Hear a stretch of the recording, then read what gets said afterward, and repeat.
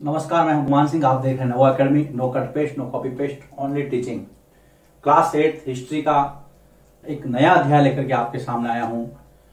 भारतीय राष्ट्रीय आंदोलन का संगठन 1870 के दशक से 1947 तक, समय बहुत बड़ा है। 1870 के दशक से लगा करके 1947 अर्थात जब तक हम आजाद हुए तब तक का इतिहास हमें इस चैप्टर में पढ़ना है।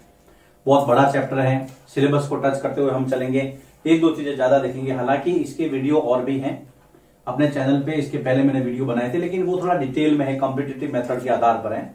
इसलिए फिर हमने सोचा कि क्यों ना इसका सिलेबस के बेस पे जो आपको डायरेक्ट बेनिफिट हो, इस तरह के वीडियो हम दें, ताकि एग्जाम में भी ज्यादा आपको उससे फायदा मिले और क्लास 8 में कितना सीखना है वो हम सीख पाए।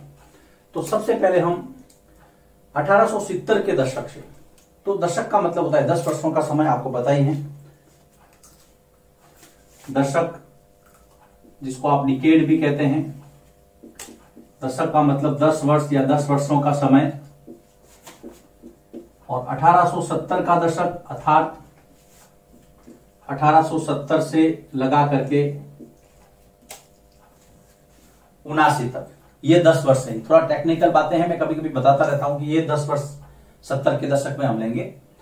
अब राष्ट्रीय आंदोलन, देखिए आंदोलन राष्ट्रीय कब होता है? जब उसमें पूरा राष्ट्र भाग लेता है। एक वर्ग, एक जाति, एक क्षेत्र विशेष नहीं, बल्कि पूरे राष्ट्र की अभिव्यक्ति जब उस आंदोलन में होती है तो उसको हम कहते हैं राष्ट्रीय आंदोलन। और राष्ट्रीय आंदोलन की शुरुआत होती है राष्ट्रवाद से। इस चैप्टर में हमने देखा, इस पूरी किताब के अंदर या 8 का जो सिलेबस है उसमें हमने देखा है कि प्लासी के युद्ध से लगा करके जब अंग्रेज आए व्यापारी के रूप में, उन्होंने बंगाल के अंदर सबसे पहले अपना जो है व्यापारिक फैक्ट्री वगैरह स्थापित की। प्लासी का युद्ध हुआ, बक्सर का युद्ध हुआ, फिर उन्होंने अपनी जो आर्थिक नीतियां हैं वो भारत पर थोपने शुरू की। रेतवाड़ी, महलवाड़ी, स्थायी बंदोबस्त जैसी चीजें हमने देखी। नील की खेती हमने देखा, आदिवासियों के आंदोलन को हमने देखा, भारतीय कपड़े का पतन होते हुए हमने देखा। अब कहानी यहां तक आ पहुंची है कि अब ये जरूरत थी कि एक राष्ट्रवाद की अभिव्यक्ति हो। अंग्रेजों को ये लगे कि नहीं, भारतीय एकजुट हो गए। एकजुट होने के पीछे कुछ न कुछ तो कारण तो रहा होगा। राष्ट्रीयता की भावना लोगों के अंदर कैसे आगे आई, कैसे जगी, तो उसके पहले हम देखते हैं राष्ट्रवाद होता क्या है। देखो बेटा, राष्ट्रवाद 2 शब्दों से मिलकर बना है, राष्ट्र और वाद। तो वाद का मतलब तो विचार, और राष्ट्र का मतलब हम ले सकते हैं देश से। देखिए, देश क्या है? देश केवल जमीन का टुकड़ा नहीं होता है, ये लोगों की मानसिक अभिव्यक्ति होती है। एक मस्तिष्क के अंदर देश साकार रूप लेता है। आज अगर मैं कहूं कि मैं भारतीय हूं, तो इसका मतलब यह नहीं कि मैं सिर्फ भारत भूमि पर रहता हूं इसलिए भारतीय हूं। मेरे मस्तिष्क में भी भारतीयता कूट कूट कर भरी हुई, इसलिए मैं भारतीय हूं। जो आपके मस्तिष्क की भावनाएं अपने देश के प्रति जबान तक आती हैं। मैं भारत के बारे में बात कर रहा हूं, मैं भारतीयता के बारे में बात करता हूं, मैं राष्ट्रवाद के बारे में बात करता हूं। क्यों? क्योंकि मैं अपने मस्तिष्क से भी भारतीय हूं। तो ऐसी जब भावनाएं जब आप लिखते हैं, पढ़ते हैं, देखते हैं, सुनते हैं, चारों तरफ फैलाने का प्रयास करते हैं, वो है राष्ट्रवाद। अब आप इतनी सारी बातें तो एग्जाम में लिख नहीं सकते। अगर आपको कोई पूछे कि राष्ट्रवाद से आप क्या समझते हैं, तो अगली 2 या 3 पंक्तियां आपको लिखनी है। सबसे पहले अपने देश के अतीत के प्रति गौरव। राष्ट्रवाद की हम परिभाषा दे रहे हैं, अपने देश के जो आपका इतिहास है गौरवपूर्ण, अतीत के प्रति गौरव,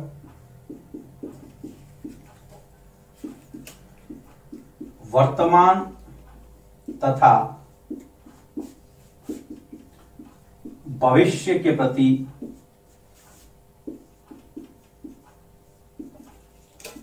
निष्ठा और समर्पण एवं अपने सभी हितों से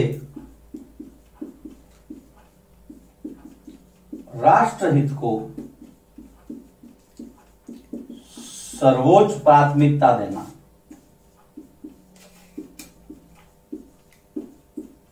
राष्ट्रहित को सर्वोच्च प्राथमिकता देना ही राष्ट्रवाद है। यह है राष्ट्र। अब इस राष्ट्रवाद की जो परिभाषा उसको हमने कितने भागों में बांटा देखिए। एक तो अतीत के प्रति आपको गौरव होना चाहिए, फिर वर्तमान और भविष्य के प्रति समर्पण होना चाहिए, निष्ठा होनी चाहिए, आपके जो खुद के हित है उसके ऊपर देश के हित, उसको प्रायोरिटी या प्राथमिकता देनी चाहिए आपको। तो ये जो चीजें हैं इसको हम कहेंगे राष्ट्रवाद। तो ये है राष्ट्रवाद का अर्थ। राष्ट्रवाद क्या है? अब वो क्या कारण थे कि भारत में राष्ट्रवाद का उदय हुआ, यहां से हम इसको विधिवत शुरू करते हैं।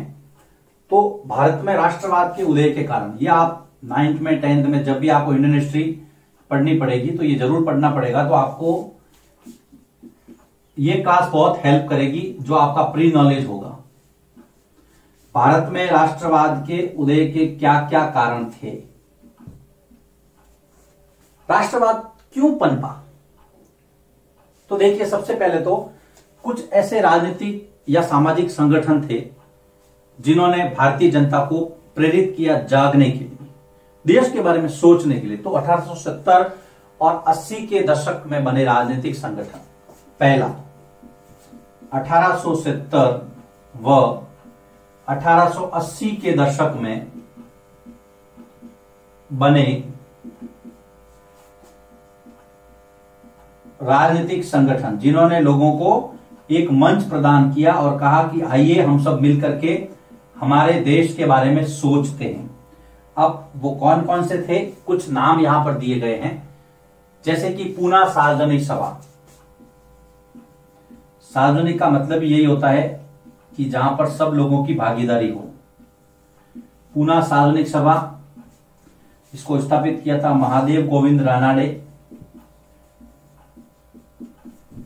महादेव गोविंद रानाडे ने। उसके बाद में जिस दूसरे संगठन का नाम दिया गया आपकी पुस्तक में, Indian association, Indian association,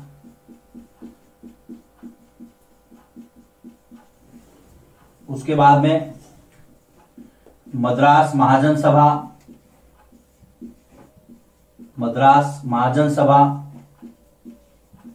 D में यहां लिख 30 ए बी सी हो गया, मैं डी यहां लिखता हूं।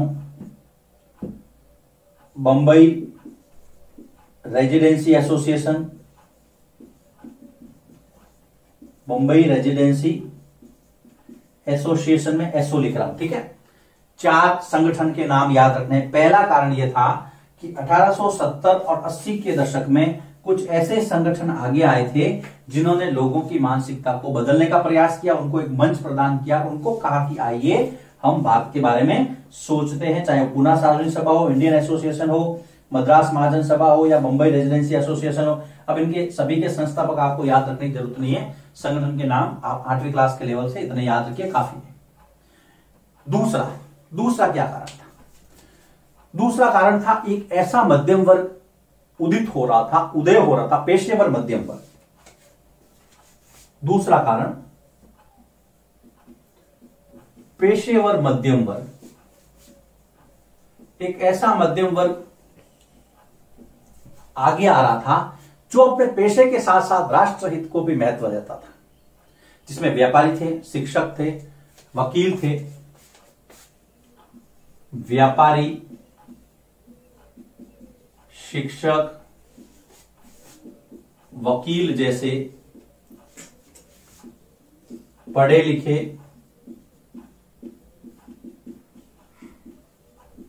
तथा बुद्धिजीवी वर्ग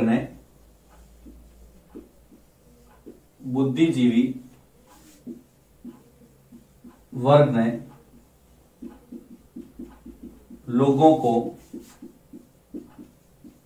राष्ट्र के प्रति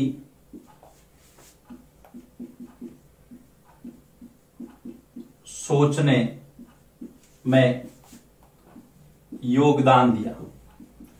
ये लोग चर्चा करते थे, लोगों की मदद करते थे, देश के बारे में उनको बताते थे कि वास्तव में वैश्विक परिदृश्य क्या, विश्व में क्या कार्यक्रम हो रहे हैं, हमारे ऊपर इसका क्या प्रभाव पड़ रहा है। व्यापारी है तो दूसरे विदेशों में जाते तो वहां पे कुछ नई चीज देख करके आते, शिक्षक थे जो पढ़ते पढ़ाते साहित्य का अध्ययन करते, वकील थे जो अदालतों में जाते, यूरोपियों के साथ बैठते, अंग्रेजों के साथ बैठते। कुल मिलाकर के ये एक ऐसा मध्यम वर्ग था जिसने भारतीय सामान्य जो जनता थी उसके साथ संपर्क स्थापित किया और कहा कि अब आइए देश के लिए कुछ करते हैं।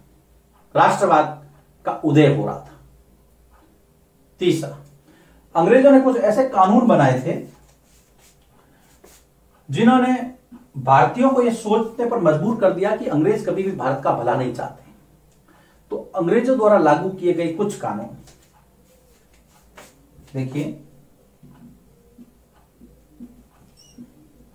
अंग्रेजों द्वारा लागू किए गए कुछ कानून। अब वो कानून कौन से थे देखते हैं। एक तो था आपके आर्म्स एक्ट। आर्म्स का मतलब होता है हथियार।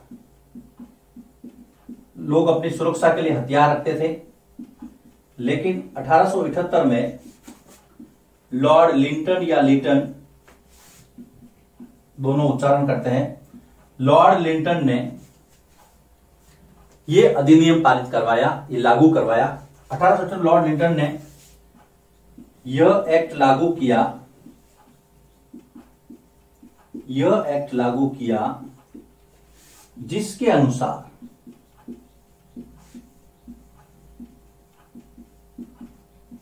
सरकार की अनुमति के बिना, सरकार की अनुमति, और अनुमति लाइसेंस के रूप में मिलती थी,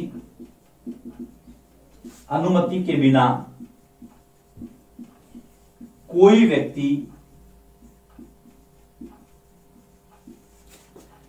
हथियार अर्थात वेपन या अपनी सुरक्षा के लिए हथियार नहीं रख सकता था। यह था आर्म्स एक्ट। बहुत महत्वपूर्ण एक्ट है, आगे भी जाएंगे तो कई बार प्रश्न आता है आर्म्स एक्ट किसने लागू किया था, आर्म्स एक्ट का प्रावधान किया था, आर्म्स एक्ट का समय बताइए। कुछ भी आ सकता है, कहीं से भी घुमा फिरा के 8वीं के सिलेबस में आपको पता रखना है। आर्म्स एक्ट 1878 लागू करने वाला लॉर्ड लिंटन की नीतियों में यह आता है।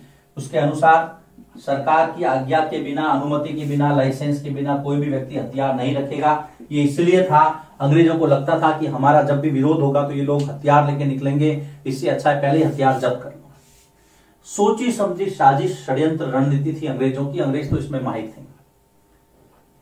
आगे बढ़ते हैं, और क्या क्या कानून थे पहले इसको लिखिए, फिर हम इसी वीडियो में देखते हैं राष्ट्रवाद उदय के और क्या क्या कानून।